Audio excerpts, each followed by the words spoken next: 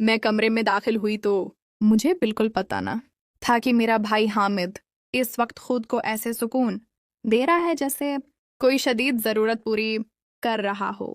ایک ہاتھ میں موبائل تھا جس کی اسکرین پر کچھ ایسی ویڈیوز چل رہی تھیں جو اسے مکمل طور پر کھینچے ہوئے تھیں، اور دوسرے ہاتھ سے وہ اپنا عضو پکڑ کر آہستہ آہستہ ہلا رہا تھا۔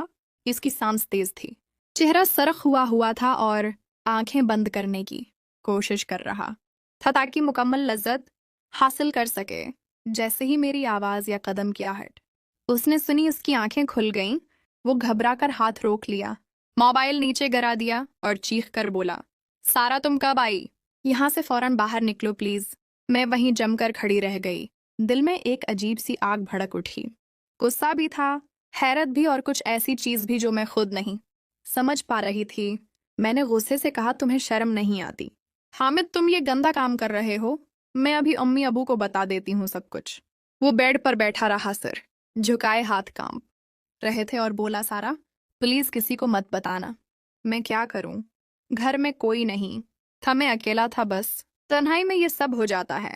گھر واقعی خالی تھا، امی ابو کسی کام سے باہر گئے ہوئے تھے، شام تک واپس آنے والے تھے۔ میں کالج سے جلدی لوٹ آئی تھی کیونکہ آج کلاس منسوخ ہو گئی تھی۔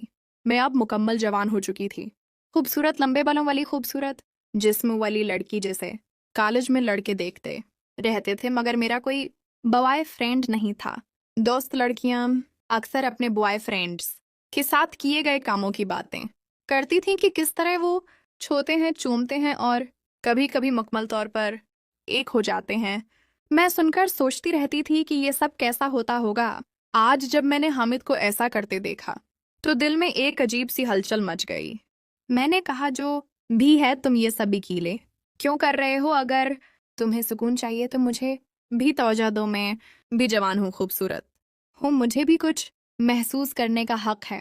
حامد نے حیرت سے سر اٹھایا اور بولا، سارا شرم کرو، تم کیا بکواس کر رہی ہو؟ یہ تمہاری بات نہیں ہے۔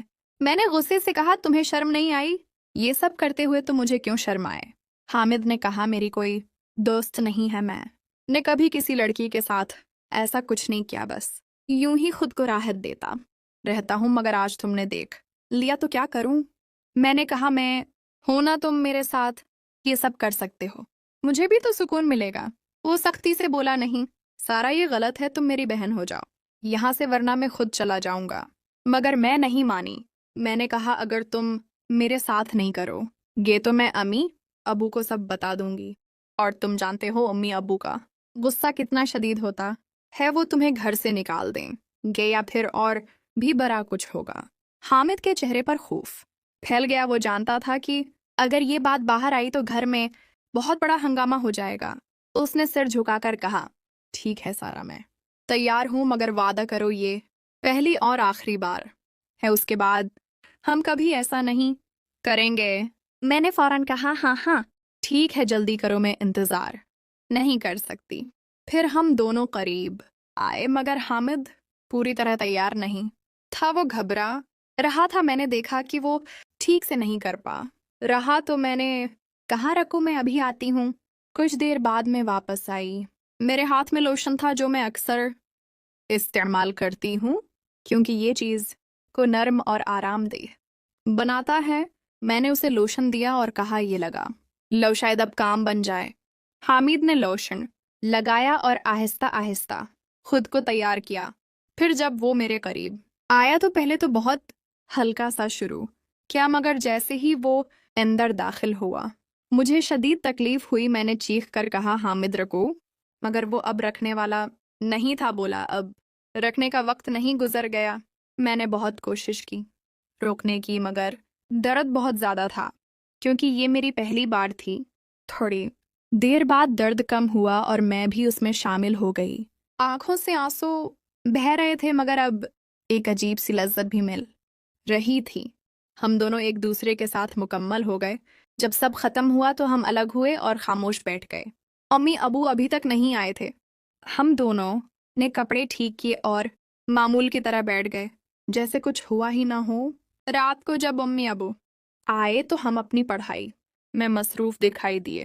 امی ابو کو بالکل پتہ نہ چلا کہ آج ہمارے درمیان کیا گزرا رات گہری ہوئی تو میں پانی پینے اٹھی تو امی ابو کے کمرے سے عجیب سی آوازیں آ رہی تھیں۔ ابو اپنا کام کر رہے تھے اور امی کی آہیں سنائی دے رہی تھیں۔ مجھے سمجھ آ گیا کہ آج گھر میں سب کچھ چل رہا ہے مگر کوئی نہیں جانتا کہ ہمارا راز کیا ہے۔ اس دن کے بعد گھر کا ماحول بالکل ویسا ہی رہا جیسا پہلے تھا، مگر ہم دونوں کے درمیان ایک خاموش راز تھا جو ہمیں ہر لمحہ یاد دلاتا رہتا تھا۔ حامد اب مجھے دیکھتے ہوئے نظریں جھکا لیتا تھا اور میں بھی اس کی طرف دیکھ کر شرما جاتی تھی، مگر دل میں ایک عجیب سی کشش پیدا ہو گئی تھی جو ہمیں ایک دوسرے کی طرف کھینچتی رہتی تھی۔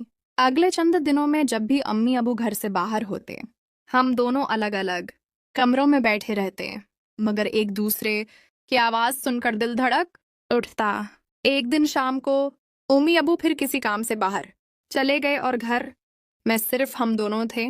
میں نے سوچا کہ شاید آج پھر کچھ ہو سکتا ہے، مگر حامد نے خود کو کمرے میں بند کر لیا اور موبائل پر کچھ دیکھنے لگا۔ میں نے دروازہ کھٹکھٹایا اور کہا، حامد دروازہ کھولو، مجھے بات کرنی ہے۔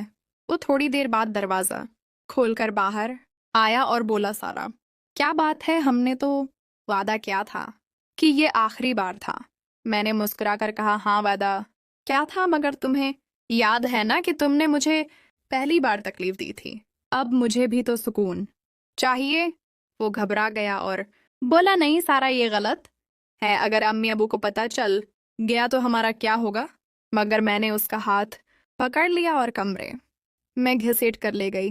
دروازہ بند کر کے کہا، آج تم مجھے روک نہیں سکتے، میں نے خود کو تیار کیا ہے، تم بس میرے ساتھ رہو۔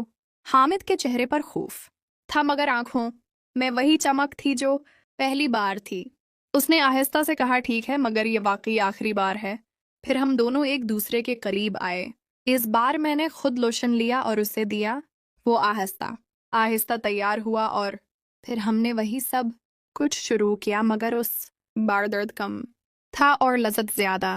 میں نے اس کی گردن پر ہاتھ رکھا اور اسے چوم لیا۔ وہ بھی اب مکمل طور پر شامل ہو گیا تھا۔ ہم دونوں ایک دوسرے کے جسم کو چھوتے ہوئے آگے بڑھے۔ اس کی سانس تیز ہو گئی اور میری بھی۔